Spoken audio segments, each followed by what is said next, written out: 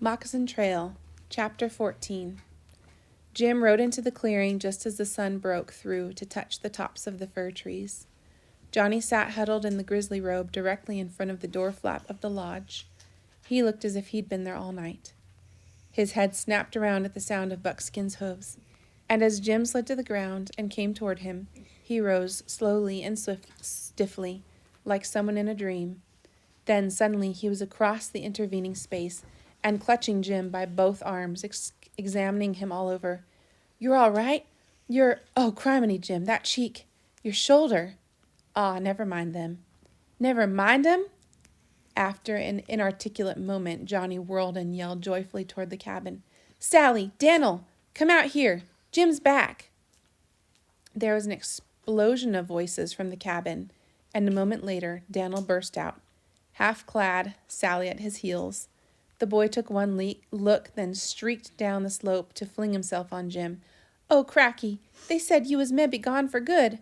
They said they'd likely gone and drove you off, so's you'd never want to come back. But I knew you would." Jim crushed the boy against him with his good arm and looked over the tousled gold head to Sally, who stood small and tremulous just behind Dan'l. She was enveloped in a hastily snatched blanket, and her eyes were brimming. "Drove me off?" he said. "That's the way we felt," she told him shakily. "Johnny and me, all is nagging you about your braids and all. Jim, it don't matter. Ain't none of that matters. We found that out last night." "It was one mighty blasted long night," Johnny mumbled. "I ain't never gonna live through a longer. Settin' there waitin' and thinkin'." Jim was staring at them, swallowing. They'd wanted him to come back. They'd worried about him. And Sally was saying the braids and feather didn't matter? "You mean it?" he asked cautiously.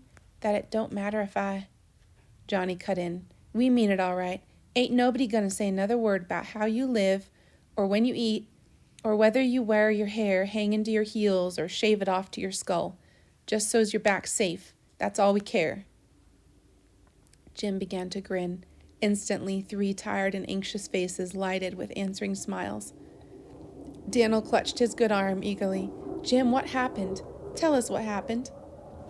"Oh, not much." Jim glanced at Johnny and added, "I took the mare back." Johnny flushed. "It's a wonder to me you ain't dead." "Well, it was close for a while there," Jim admitted, hesitantly with one eye on Sally. He began to describe the happenings of the night, gaining confidence as he saw they weren't going to criticize him for any of it. Before long, he was thoroughly enjoying the recital, counting his coups, as he used to at the council fire in Absaroka, swaggering and proud of them. He laughed aloud as he told how he'd baffled the cayuse by vanishing into the side of the gully and threw out his wounded arm in a gesture that ended in an involuntary grimace of pain. His face went blank instantly, but Sally uttered a horrified exclamation and whirled towards the cabin. "My stars! Keeping you here talking when that shoulder gets worse and worse. Johnny, take him into the lodge while I fetch bandages. Dan'l, honey, go see to Buckskin." She was already hurrying towards the cabin, the blanket flapping around her. Dan'l only clung tighter to Jim. "I want to hear the rest. Go on, Jim." He shook his head. "It was just as well to skip the rest. That's about all. I found Buckskin and got away." "But you got hurt." They was a little shootin'. Get along with you now." The boy went reluctantly, and Johnny followed Jim to the lodge. As they ducked under the door flap, he jerked a thumb towards Jim's wound. "That bullet still in you?" "Yeah. Criminy, it'll be nasty getting it out." "Not so bad. Arrowheads are a sight worse." Jonathan gave a short laugh. "Well, maybe you're used to having 'em in you, but I sure ain't used to digging 'em out. Better I do it than Sally, though. Let's get at it before I lose my stomach for the job." Jim peeled off the buckskin shirt, then flipped his knife from its sheath and held it out. He stopped at the sight of the red-brown stains and that dimmed the blade. Conscious of Johnny's probing eyes, he cleaned the steel on a lock of his damp hair before handing it over. "Sold that shoulder of yours dear," Jonathan said softly. There was no more talk then, for a few grim moments, but at last Johnny let out his breath with a thankful "Whew," and flung the bullet away as if it burned his hands. Sally stepped into the lodge at that moment, wearing the familiar blue dress and festooned with long, clean strips of what looked like petticoat. "My stars, it's still bleeding," she began, then took in the situation. "You should have waited," she told Johnny. "I could probably have done that gentler. Now set there on that bed thing, Jim. Keith, you're going to be doctored proper for once." A few moments later, Jim's wound was bandaged, the gash in his face taped with court plaster, and his eyelids drooping with a drowsiness he could no longer stave off. "You go to sleep," Sally ordered, rolling up the extra bandages, "and stay asleep till noon, you hear?" Jim grinned and lay back on his willow bed frame. She flung the grizzly robe over him, then left the lodge. But Jonathan lingered, looking down at his brother as if he wanted mightily to say something but didn't know how. "I'm gonna paddle acrost and tell the Rutledges," he muttered. "They was mighty anxious, too. Mr. Rutledge was over here half the night." He paused, slowly rubbing his palms on his thighs. Then he muttered, "Sleep good, Jim," and left the lodge abruptly. 2 minutes later, Jim sank into oblivion, as into a sea of feathers. Jim came wide awake all over at the touch of Moki's nose on his hand. He sat up, wincing a little, and rumpled the dog's ears, wondering what else it was that had aroused him. A noise? A footstep? He heard it now. Johnny's bold, incautious one. An instant later, his brother's head thrust through the flap. "Oh, you're awake already. Best come out, Jim. They's somebody wants to see you." Puzzled, Jim reached for his shirt as Johnny disappeared, and struggled into it, clumsily, because of the bandages and his shoulders' dull throbbing. Stepping outside, he noticed automatically it was near noon, and that Johnny stood nearby, his back and shoulders tense. Beyond him, Jim frowned and stood still. There was a man, a stranger, framed in the cabin door. As Jim watched, the man turned and started down the slope. From that moment, he dominated the clearing. Tall, black-bearded, he moved with a careless, powerful grace that Jim identified at once. Surely he was a mountain man. Jim's eyes flickered over him. Moccasins, fringed buckskin, squirrelskin cap, then riveted on a huge brass star fastened to the bosom of his shirt. It was the sheriff. They had found out that it was no Indian but a white man had they found out that it was no Indian but a white man in that camp last night?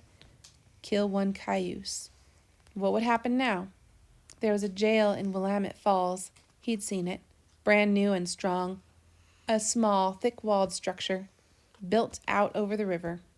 It had one tiny window covered with bars and massive locks on the door.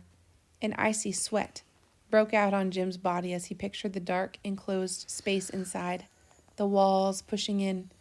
Everything in him screamed, "Run!" But he stood still. The sheriff advanced within a yard of him, his glance running from the feather to Moccasins with a casualness that did not deceive Jim for one moment. This man would be able to describe him minutely a year from now. The glance shifted to Johnny.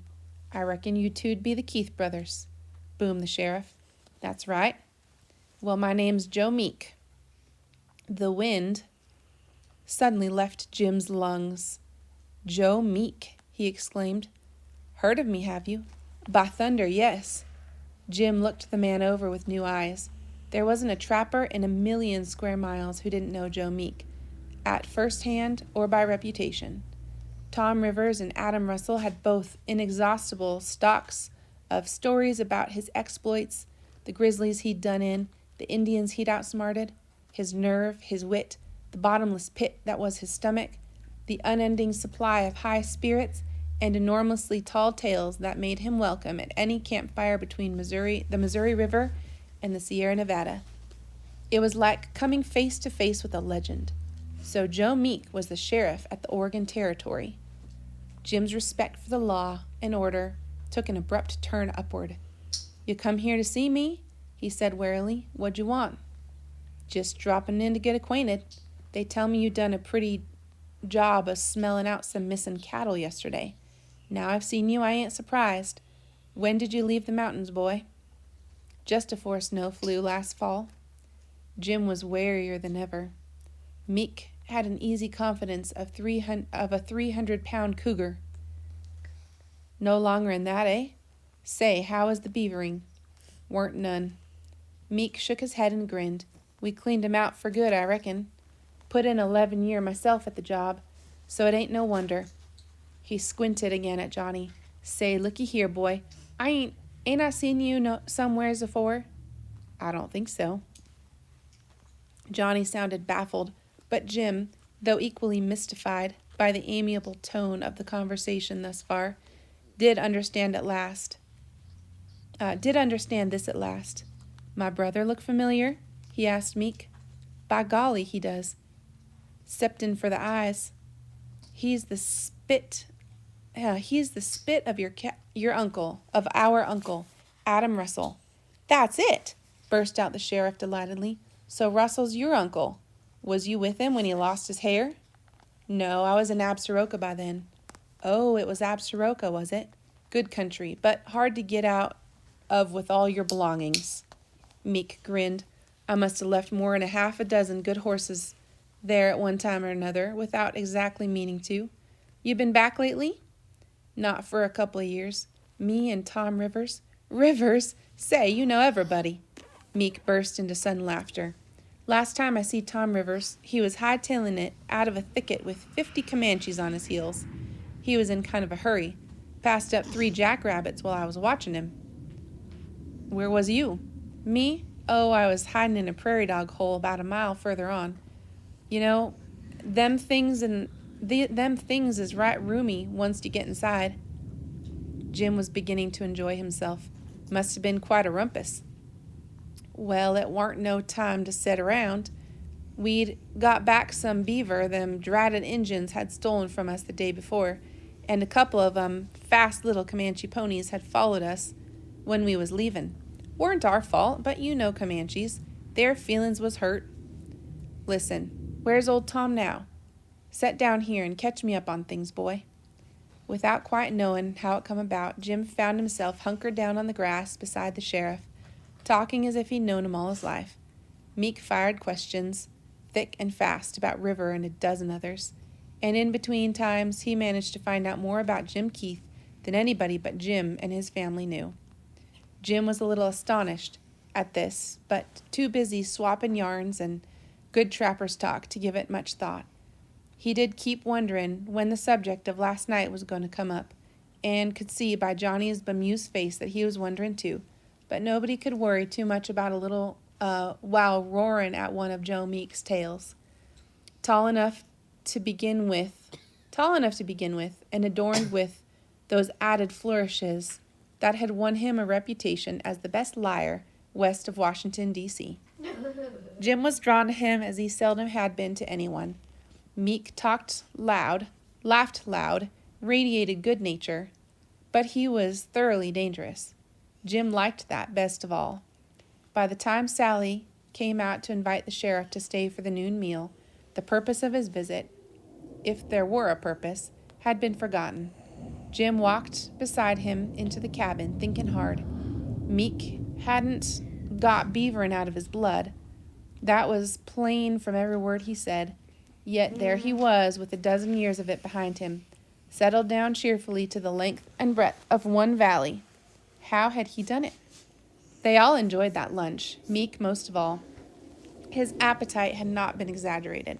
He polished off half a deer's haunch and a pan of hoe cake, washing the whole thing down with quarts of coffee, and he commented on everything he saw, from Johnny's home-carpentered furniture to the old Keith clock. At last he drained his cup and leaned back with a sigh of satisfaction, his tough, vigorous body showing no more bulges than it had an hour before. Miss Sally, he said with a grin, either I'm the hungriest man in this here valley, or you're the best cook. Won over, Sally insisted that he stay for supper too, but he laughed and reached for his squirrel skin cap. Nope, that horse of mine will be thinking I am to retire him. Walk with me down to the glades, Jim, and give me a send-off. It was exactly what Jim had been planning to do. He wanted a word with Meek alone. He fell in beside him readily, steadying the wounded arm with his other, and other hand as he matched the sheriff's swift and silent stride. "Meek, how come you end up in this here valley?" he asked bluntly as they topped the ridge. "End up? Thunder, boy, I'm just startin'." Meek grinned and headed down the other slope. "You wait'll them plug-hatted coyotes back in Washington wake up and make this territory a state. Anything can happen then." "Like what?" "Why, hallelujah. I don't know, man. Something big." As Jim only looked more puzzled, he jerked his head impatiently toward the east. "Ain't you watched them wagons coming over the plains?" "Bourgeois," grunted Jim. He couldn't make out what Meek was driving at. "Yeah, bourgeois." The sheriff smiled, then grew serious. As they reached his black stallion, he loosened the tether with a practiced hand and swung into the saddle. "Having a tough time settling in, ain't you?" "I know. I done it too at first. Moseyed around one place to the other. Couldn't figure out what to do with myself. Seemed like if I couldn't bust out and chase an Injun or something, pretty soon I'd just blow my scalp lock." "What'd you do?" Meek laughed. "Oh, by gosh, I planted 30 acre of wheat. Can you beat that?" He shook his head, as if he couldn't believe it. "Me, Joe Meek, I plowed." "Oh." "I was hungry," Meek explained apologetically. "Can't say I ever really took to hard work. But I tell you, Jim, so I took to this valley." His voice had turned thoughtful. "Folks around here are trying to get something done. Something big. Like I said, I ain't much count at working, so they got me shooting their wolves for 'em while they got on with it." He paused, and Jim felt that 300-pound cougar stretch and unsheath its claws. So here it come after all. Meek said, "Jim, this ain't Absaroka. It ain't Pierce Hole or the Yellowstone either. All the rules is different. Now, they was trouble last night up to that cayuse camp. I didn't like it. I didn't like some other things I've heard." Jim was suddenly cautious of the telltale furrows on his chest, half revealed between bandage and loosened shirt. Meek had heard about the Indian with the scars, about Johnny Keith's brother and his wild ways. He'd come to find out for himself whether this wolf needed shooting or only warning. "It's a funny thing," mused the sheriff. "I had me a time finding out anything about this rumpus last night. Asked Mills. They told me down at the falls. Asked Burke. Rutledge'll know. Well, I asked him. And you know, them fellers clammed up on me like Blackfeet at a council smoke. Oh, sure, they knew the Keiths, they said. Fine boys. If 'tweren't for Johnny Keith's brother, they'd never got them cattle back." Meek paused, nodding. "I'll go along with that, so long as there's no more trouble. Trouble's my business. I reckon you didn't know that afore, boy, but you do now." He was smiling, but it was plain enough what he meant. "Bust out once more, and you'll have Joe Meek to reckon with." Jim absorbed this in silence, along with the astonishing fact that nobody had wanted to inform on him. For Johnny's sake? Or because he'd won their approval by taking that mare back? Both, perhaps. He took a long breath. "I got a notion," he told Joe Meek. "I'll be too busy for trouble for quite a spell now. Plantin' wheat." Meek's smile broadened. "I had a notion you was getting that notion." "Good luck with it, boy. And watch your float stick." He straightened in his saddle, wheeling the stallion. "If wheat and spuds and fences get too much for you," he added casually, "hunt me up and we'll swap a yarn or two. Might even put you to work. Anybody as can foller a passel of cattle 20 mile from 2 boot prints would make a good wolf hunter." He cantered off across the glades, leaving a glittering vision in Jim's mind. Himself straight and stern on buckskin, a fine brass badge on his chest, and Meek just ahead of him on his impatient stallion, speeding west or north or south in pursuit of lawbreakers, being always in the thick of every excitement, from the Siskiyous to the Columbia, living a life of danger, forays, shrewd wits, and bold doings, hunting wolves. Jim squashed the vision with a disgusted growl. What was he thinking of? As far as Meeks was concerned, it was yet to be proved that Johnny Keith's brother was not a wolf himself. And it would take a lot of proving to convince the other settlers.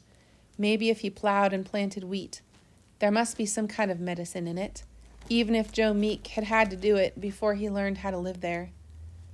Jim pushed away the echo of pounding hoofbeats, the gleam of a big brass badge, and angled up the slope into the woods, heading for the spot upriver where the medicine bundle lay, too long neglected, in the hollow stump.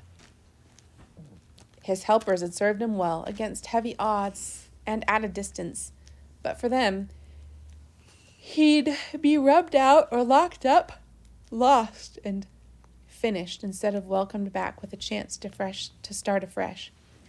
But for them and Johnny. He reached up to touch one of the long, heavy braids, profoundly relieved that they need no longer be a problem. Not even for Johnny could he give up the braids or the feather, since it would mean giving up his helpers as well. But no bourgeois would understand that, and he doubted he could have explained. Now he didn't have to try. He found the medicine bundle in the hollow stump and fingered it respectfully, wrapping it in a clean scrap of elk hide from his pouch. He replaced it in hiding and hung cloth and tobacco from a nearby limb as a present to his helpers. He thanked them silently, wishing it were as simple to show gratitude to humans as to spirits. He walked slowly back to the clearing, thinking about it. What did Johnny want? Really want bad?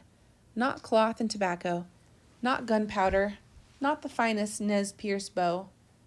Even a horse hadn't been good enough. Then what? The answer came, and he tried to evade it, because it stabbed him with an old, unreasoning panic.